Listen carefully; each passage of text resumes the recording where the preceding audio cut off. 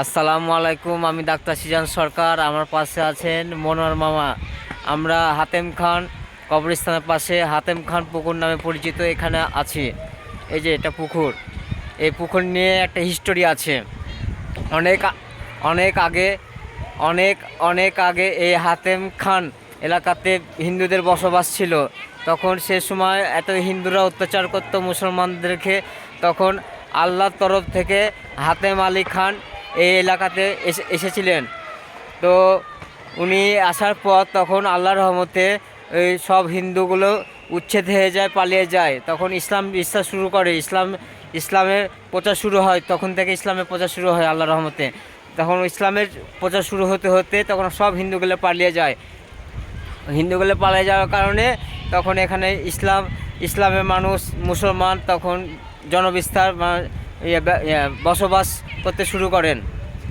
তো তো আরেকটা কথা প্রচলিত যে হাতেম খান এলাকাতে একটা হিন্দু স্থানীয় নয়।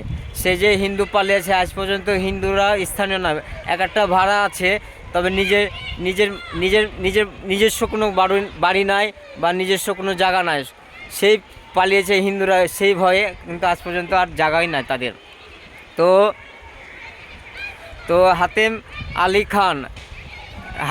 খান থেকেই হাতেম খান এলাকাটা পরিচালিত। তো অনেকে বলে যে হেতেম খা, তারপর হাতেম খা। অরিজিনাল নাম হচ্ছে হাতেম খান, এটা হচ্ছে অরিজিনাল নাম।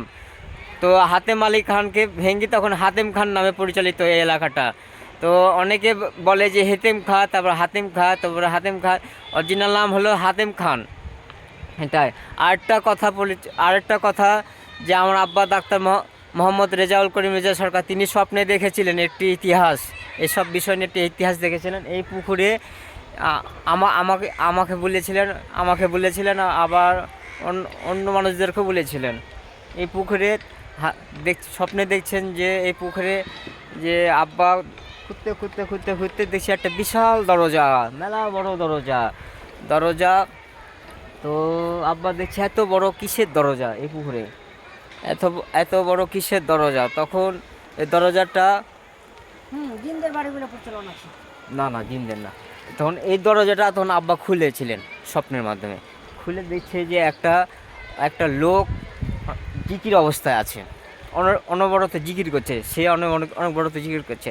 তখন আব্বা বলছে যে আমি কি করলাম, হায় হায় কী করলাম, সে তো আল্লাহর একজন বিশেষ বান্দা। তো আব্বার সঙ্গে সঙ্গে তখন দরজাটা ঢেকে দেয়, মাটি চাপা দিয়ে দেয়। এতটুকুই স্বপ্নে দেখেছিলেন। তো আব্বার মুখ থেকে অনেক কিছু শোনা যায়, অনেক কিছু শুনেছিলাম।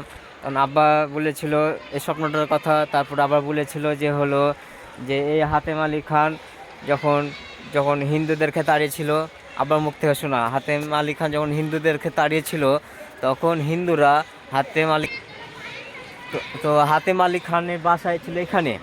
আব্বার মুখ থেকে শোনা, হাতেম আলী খানের বাসা ছিল এই জায়গাটাতে। তো তো তিনি তার মা থাকতেন। তো হাতেম আলী খান এবং তার মা তারা দুজন একসাথে থাকতেন এখানে তাদের বসতভিটা ছিল, বাসস্থান ছিল। তো হিন্দুদেরকে তাড়ানোর ফলে হিন্দুরা তখন হাতেম আলী খানের পরে ক্ষিপ্ত হয়ে যান। তখন তাকে অ্যাটাক করতে আসেন। গোটা বাড়ি অ্যাটাক করেছিলেন তাদেরকে মারার জন্য। তো তার মাকে বললেন যে আল্লাহ ভরসা, আল্লাহ আছেন, আল্লাহ করবেন। তখন আল্লাহর তরফ থেকে ওই বাসাটা বসে যাওয়ার পর তখন গোটা গোটা দিকে পানি হয়ে গেছে উপর দিকে। তখন দেখে হিন্দুরা অনেক ঘাবড়িয়ে গেছে। তারপর কি হলো, তখন তো তিনি তো আল্লাহর বিশেষ বান্দা ছিলেন। তো হিন্দুরা পালিয়ে গেছে এই অবস্থা দেখে। এগুলো এগুলো এগুলো আমি আমার আব্বার মুখ থেকে শুনতে পেয়েছিলাম, এই জন্য আপনাদের কাছে শেয়ার করলাম।